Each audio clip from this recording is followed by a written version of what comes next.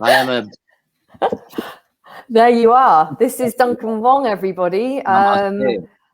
Namaste. And yes, my martial Oh, brother. my sister.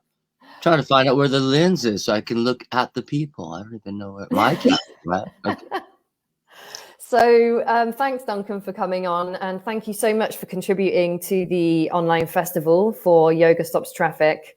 I Thank you. found out about you a little while ago because you were the only person who blended sort of martial arts with yoga. And I was ecstatic because originally I did martial arts and then moved into yoga. So could you talk a little bit about that? Sure could. For Good. about 40 or 50 years, I could talk about it. But first, to thank you for your kindness. Thank you for bringing me on. A man of few words. Try to keep my mouth shut. I just got off a hard man work crew in the deep forest of Kyoto. It's freezing minus, and so I might not make a lot of sense. I'm thawing out right now. Here it's my evening, Friday night. Yeah. Your lunchtime, probably. Yep. Just to be fair, there are other great martial art yoga fusion teachers out there, and certainly all the way back to Kalari Payattu from ancient India, the ancient yogic arts of, and Shando Ramiti, the real shadow warrior master, and Budokan, Anna Cameron. And he's an amazing brother of mine, and Young Ho Kim, and Inside Yoga, and on and on. There's so many martial art yogis that have understood the Virabhadra roots of almost all standing, seated, and reclined structures in the modern vinyasa practice. I grew up as an Ashtangi. I'm supposed to talk about myself, right? I grew up, yeah.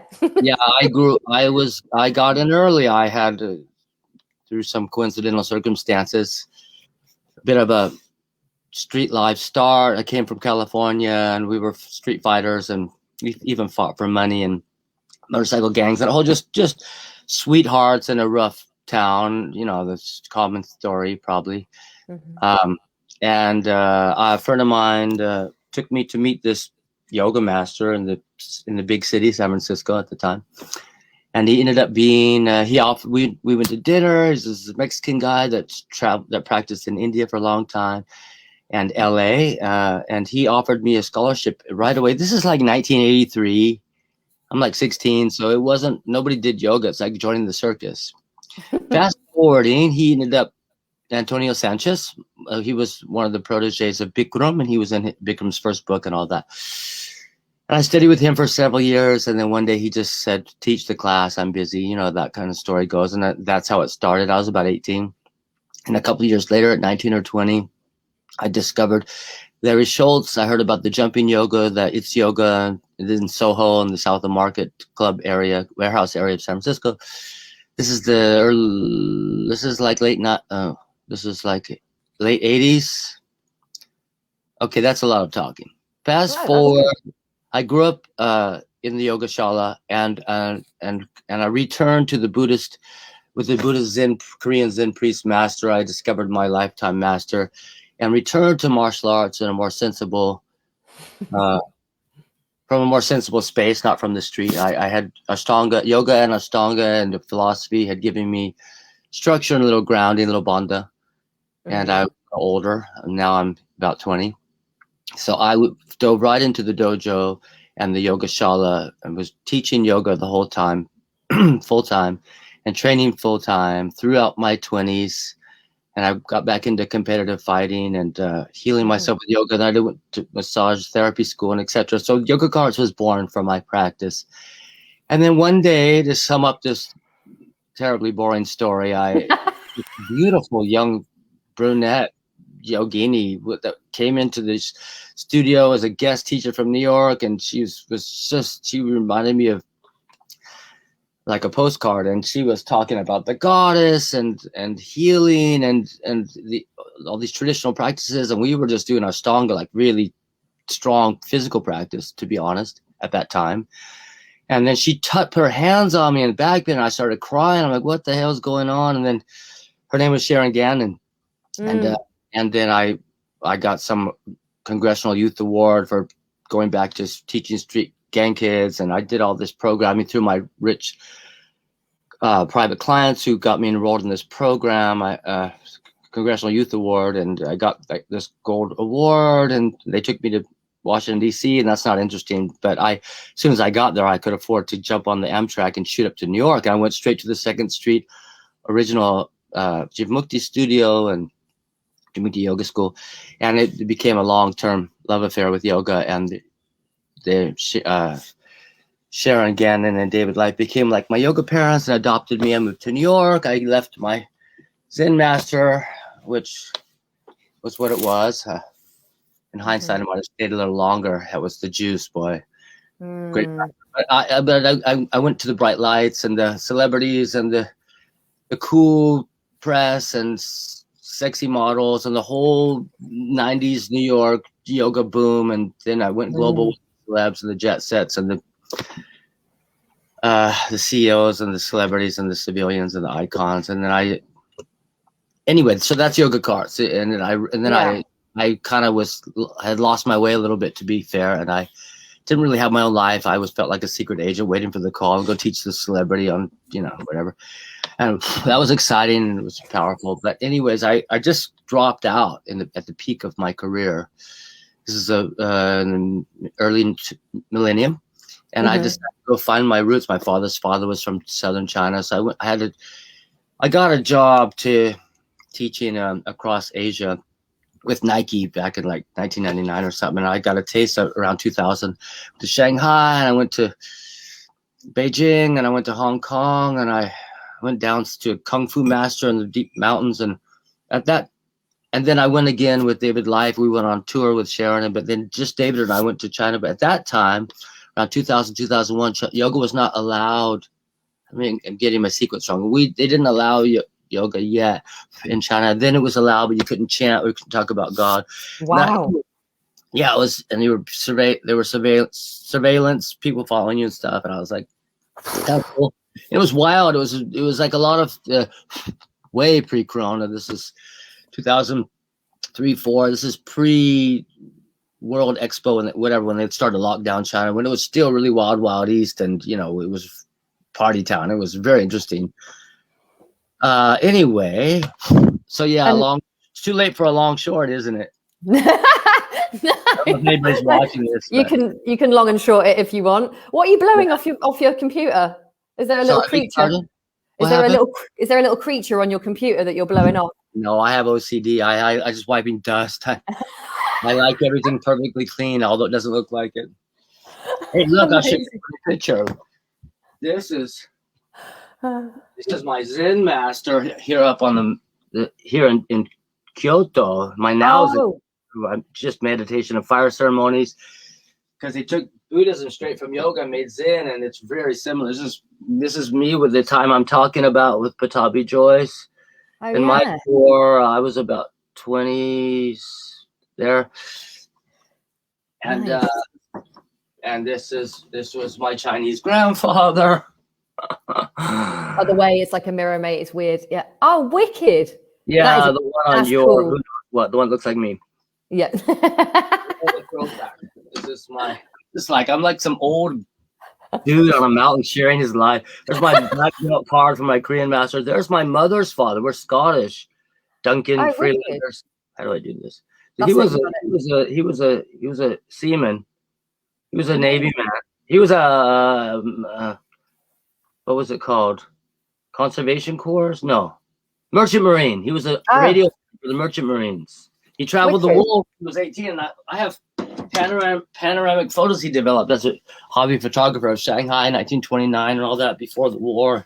Nice. So kind of in me, the adventure. Yeah, so long short is that I opened a studio. I almost got married to a warrior princess. I realized I married the mob, and I escaped, and I went to Japan. I became famous in Japan in the 2000s. And you're there now.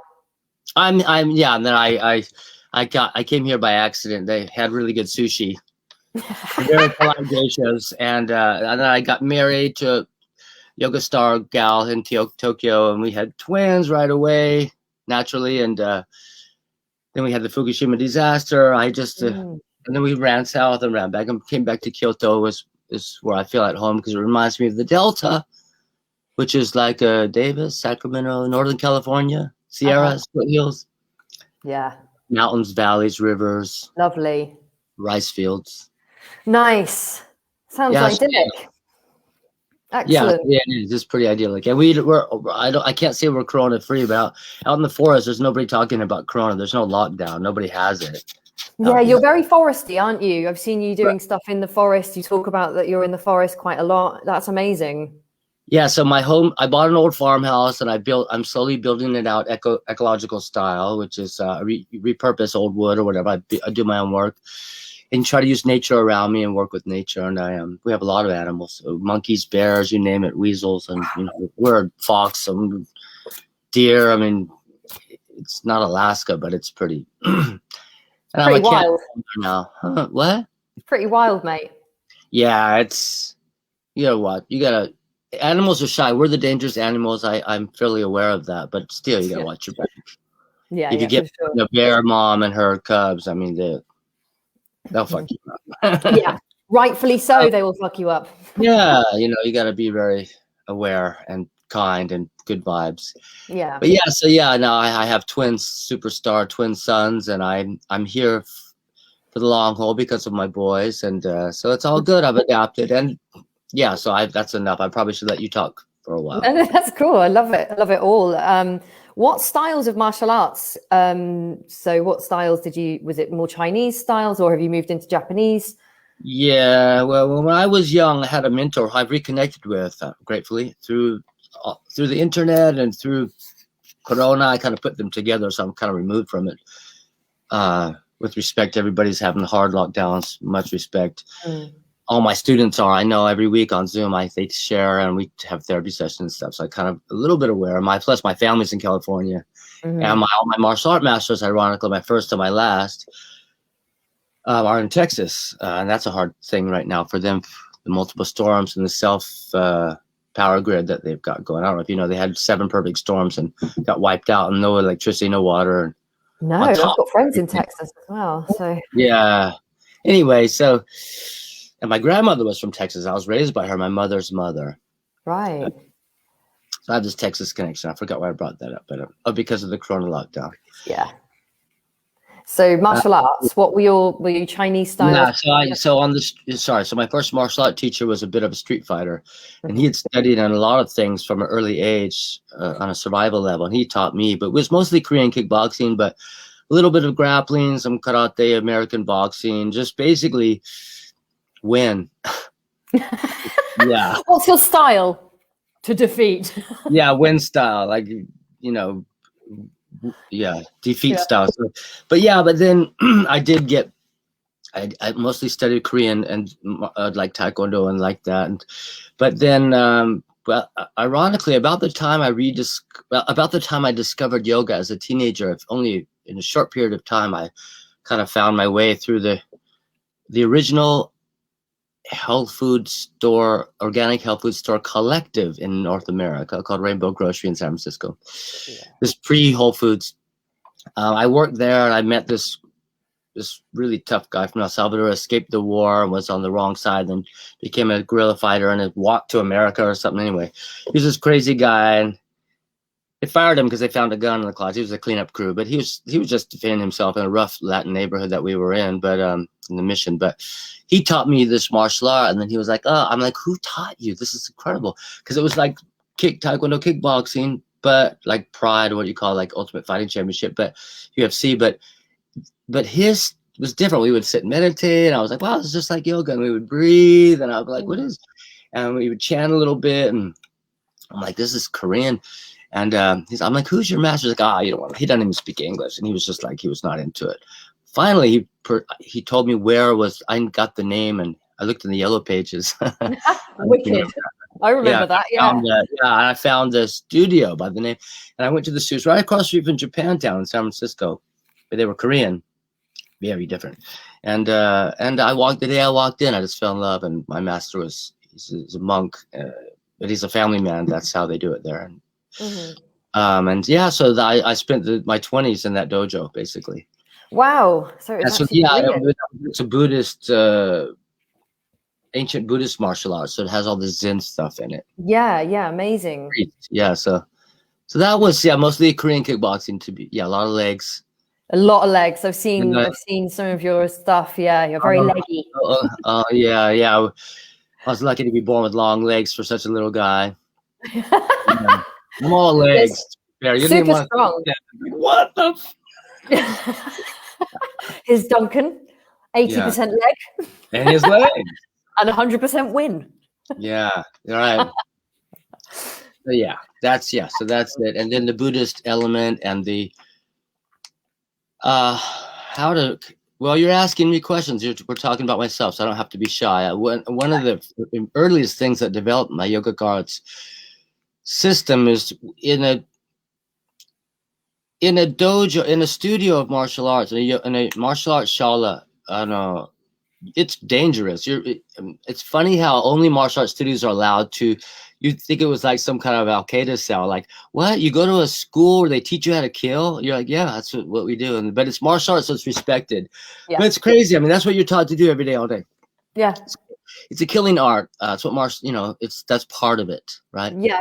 Self-control and surrender, and face to death and embrace life and all the beautiful things of a warrior's path.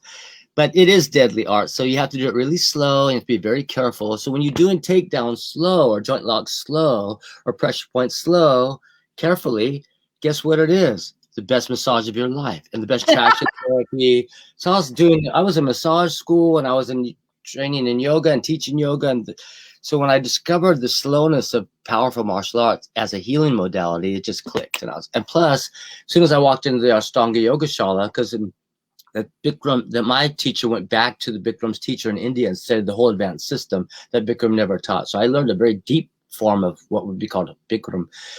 But we didn't have so many Virabhadras. But when I discovered Ashtanga, as soon as I walked in the room, and that was back, there was 100 people in one room. That was really rare back then. Larry Schultz was an old businessman, blessed rest his soul. And he was funny. He was like, $90, 90 days. I'm like, I'm in.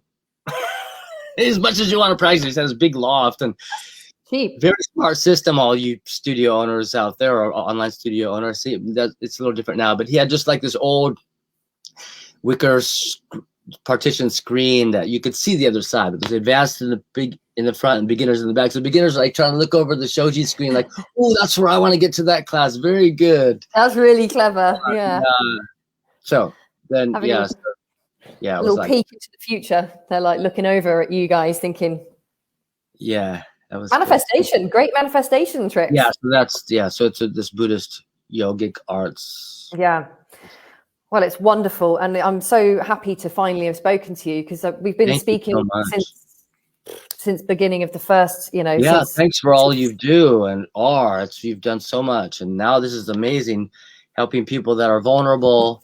Yeah. And protecting people as much as we can, and try to make the world a little safer. And Yeah, I think that the cause this time. So before we were doing the events for free because people have lost a lot of money in the pandemic, and now we've realised that all these charities, especially with human trafficking, they're struggling to fundraise, obviously.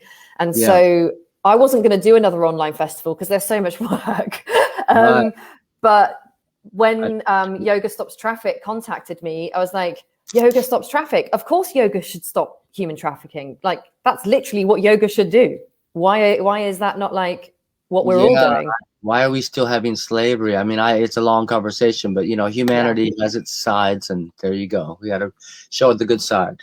Yeah, exactly. So that's what I've reeled you all back in for, mate. So thanks ever so much. And Yoga Stops Traffic is extremely grateful. So to be honest, I'm not reaching out and working with orphans in Tibet or trying to stop human trafficking on the daily. I'm just working and surviving, and I've always wanted to do more. So any chance I can get is such a opportunity. I'm so grateful that you organize it, because I'm not a great organizer, Well, luckily you're a great teacher and I can organize, so the two work pretty well, mate.